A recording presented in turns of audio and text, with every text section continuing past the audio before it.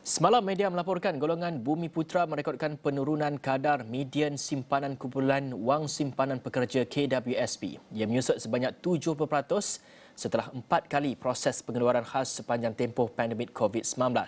Bukan sahaja pengeluaran ini menjadi punca mengapa simpanan berkurangan atau rendah, sebaliknya faktor lain turut menyumbang seperti struktur gaji yang rendah dan simpanan yang tidak konsisten dan bekerja di bawah kelayakan juga menjadi penyumbang kepada caruman yang rendah. Dan untuk menjelaskan mengenai isu ini, kita akan bersama dengan Profesor Madya Dr. Yusof Saari merupakan penganalisis ekonomi bersama dengan kita pada ketika ini. Assalamualaikum, Prof. Waalaikumsalam, Hafizi. Baik, pertama sekali Prof, jika kita lihat kepada penyusutan simpanan ini, adakah sebenarnya mereka ini mampu untuk menjalani usia persaraan mereka dengan aman dan tenang? Atau mereka perlu ataupun masih lagi perlu bekerja di usia emas mereka itu? Baik, Rafizi, ini soalan yang sangat baik sekali ya. Sebelum saya menyentuh isu adakah mereka ini akan bersara dengan aman dan sentosa ya.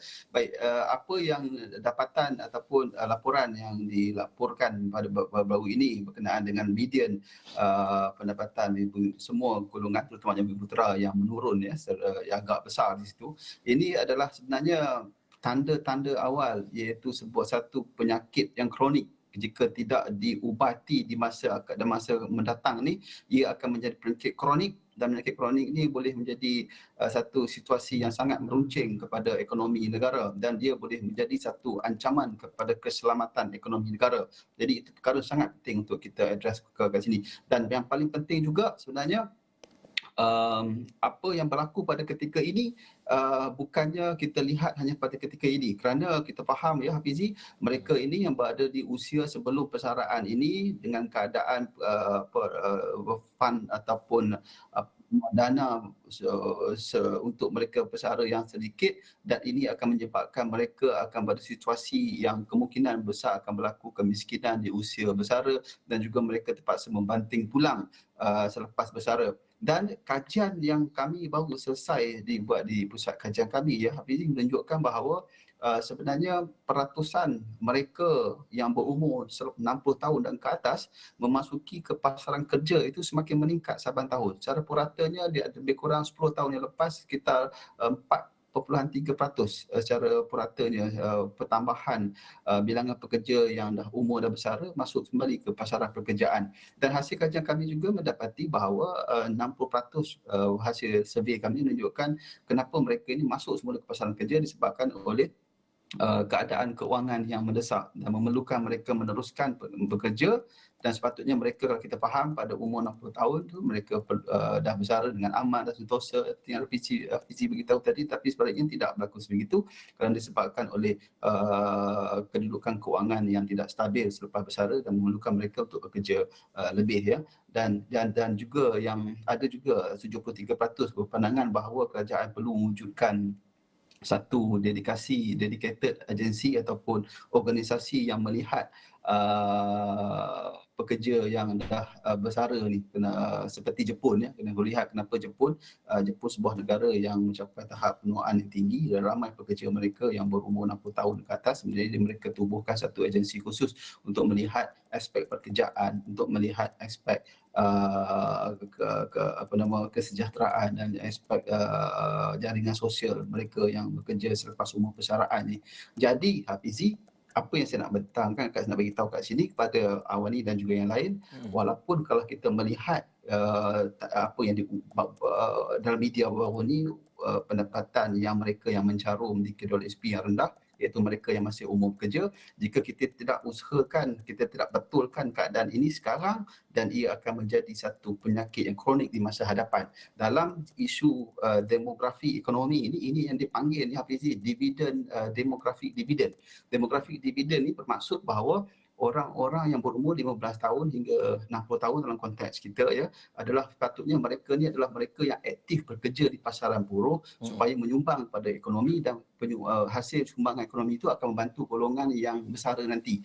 Dalam keadaan konteks kita dengan gaji upah yang rendah Hafizi, kadar penyertaan wanita yang rendah Hafizi, kadar ketidakpadanan pekerjaan yang tinggi Hafizi, dan juga kadar pengangguran di kalangan belia yang tinggi Hafizi, ini akan seperti yang saya beritahu tadi, ini adalah tanda-tanda penyakit kronik yang akan berlaku di masa depan. Jika tidak diubati, dia akan menjadi seperti kanser yang akhirnya akan mengganggu keselamatan ekonomi Malaysia. Baik, doktor menyatakan sebentar tadi bahawasanya kalau melihat kepada statistik usia emas ni ataupun warga emas ini yang sudah pun bersara, mereka ni kembali masuk ke pasaran pekerjaan dan dilaporkan semakin meningkat saban tahun. Memang tidak dinafikan kepakaran dan juga kemahiran mereka ini masih diperlukan. Tetapi adakah ia sebenarnya satu perkara yang sihat untuk tenaga kerja yang baru, belia yang sukar dapat peluang pekerjaan dan juga posisi yang masih dipegang oleh mereka warga emas ini sebenarnya, doktor? Ia kalau kita melihat ya dari segi perspektif ekonomi dan juga pengalaman negara-negara yang dah ke depan dan negara yang ramainya penduduk yang tua ni, Fizi, ia satu benda yang positif sebenarnya.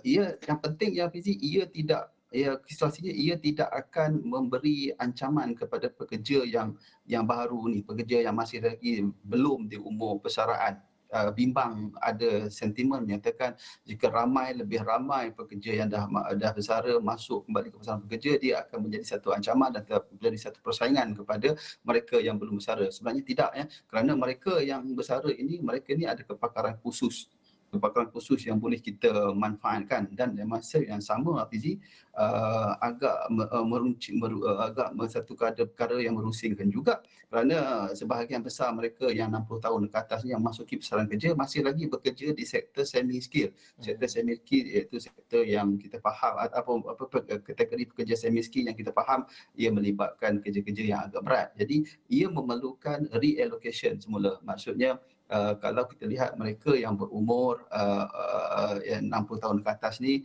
mungkin pakcik-pakcik, makcik-makcik mungkin boleh diberi kerja yang lebih ringan, kerja seperti security guard ke, dan mereka ini sebenarnya kalau kita susun dengan baik Hafizi, jika kita susun dengan baik, mereka ini sebenarnya sebahagiannya dapat mengurangkan kebergantungan kepada pekerja asing di Malaysia ni Hafizi. Dan agak, jika boleh kongsi ke sini, agak menariknya dapatan kajian kami juga menunjukkan bahawa mereka yang kategori yang dipanggil older workers ni di sektor pertanian ni sebenarnya mereka lebih produktif berbanding dengan mereka yang berumur lebih muda. Jadi ada manfaatnya, dan sekarang ni bagaimana untuk kita menggunakan mereka ni sebaik mungkin agar mereka ini dapat memberi manfaat dan dapat menjana semula ekonomi kita. Dan dalam sisi sama kita nak mengurangkan kebergantungan kerajaan juga dalam memberi bantuan kepada mereka dan menyediakan pelbagai program kepada mereka, kerana mereka ni masih sihat dan mereka mahu masih meneruskan pekerjaan. Dan ada yang kita tidak nafikan juga sebahagiannya bekerja secara bukannya disebabkan oleh tekanan ekonomi, mungkin disebabkan oleh faktor mengisi masa lapang, tapi sebahagian besarnya yang menyebabkan mereka bekerja disebabkan oleh faktor ekonomi tadi. Jadi sekurang-kurangnya mereka ada usaha inisiatif untuk membantu diri mereka sendiri dan keluarga mereka berbanding dengan mengharapkan bantuan daripada kerajaan. Jadi itu yang penting untuk kita lihat di sini. Baik, doktor, selain bercakap mengenai mereka yang sudah pun bersara ini mungkin boleh diberikan peluang untuk masih lagi bekerja dan sebagainya, tapi kita juga nak melihat kepada simpanan KWSP yang semakin menyusut sebentar tadi. Dan sebenarnya adakah struktur gaji yang rendah itu juga menyebabkan simpanan sangat perlahan untuk meningkat ini? Bagaimana kerajaan mungkin harus melihat kepada isu struktur gaji yang rendah ini, dan mungkin boleh dinaikkan ataupun mungkin ada gesaan perlu dinaikkan, dan syarikat-syarikat ini boleh menyumbang lebih peratusan gaji pekerja tadi ke tabung KWSP? Perkara pokoknya Hafizi, perkara yang telah dibincangkan yang agak lama bertahun-tahun, iaitu kita kena menerima hakikat bahawa kita ni sebuah low wage economy. Kita keadaan gaji upah yang rendah dibayar oleh pihak majikan dan pekerja. Jadi kita faham bahawa kita ada upah minimum yang dibuat oleh pihak kerajaan, tapi saya secara peribadinya melihat upah minimum ini telah gagal. Jadi ini menuntut kepada perubahan, menuntut kepada sebuah model upah baru yang perlu diperkenalkan model-model yang terdapat di luar negara seperti di Singapura boleh dilaksanakan dan mereka telah berjaya melaksanakannya pun. Di Singapura mereka melaksanakan contohnya dipanggil progressive wage model yang mana mereka melaksanakan intervensi khusus kepada golongan B40 di Singapura dan mereka telah berjaya. Jadi ini mungkin model-model yang boleh kita pertimbangkan. Pokoknya Hafizi, gaji perlu ditingkatkan, memastikan kepada kelestarian pendapatan pekerja dan juga memastikan kehidupan selepas bersara yang aman.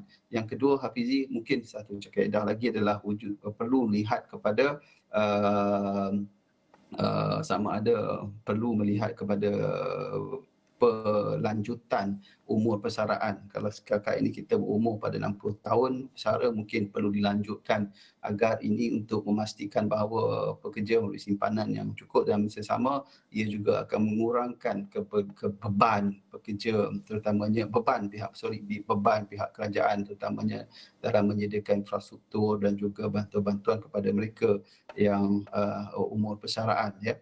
Jadi itu perlu dibuat. Kalau ini saya nampak perlu dibuat pada ketika ini, dan yang paling penting adalah upah itu perlu ditingkatkan. Sebabnya saya beritahu seperti penerangan saya di awal tadi, apabila upah ditingkatkan, mereka yang berumur yang aktif dalam pasaran kerja ni sebelum bersara ni akan ada satu amount yang cukup untuk mereka gunakan, untuk mereka belanjakan, dan mereka boleh gunakan juga dana tersebut sebagai pelaburan dari pihak kerajaan supaya ini akan menyokong pertumbuhan ekonomi. Apabila pertumbuhan ekonomi itu tinggi, maka kerajaan pun ada hasil cukai yang baik. Ada hasil cukai yang baik ini juga dapat digunakan untuk menyediakan infrastruktur dan juga kebajikan kepada mereka yang warga emas kerana kita sedang menuju negara penuaan, ya Rafizi. Baik, terima kasih kepada penganalisis ekonomi Profesor Madya Dr. Muhammad Yusof Saari atas kupasan sebentar tadi. Kita membincangkan mengenai simpanan KWSP yang semakin menyusut dan juga struktur gaji yang rendah.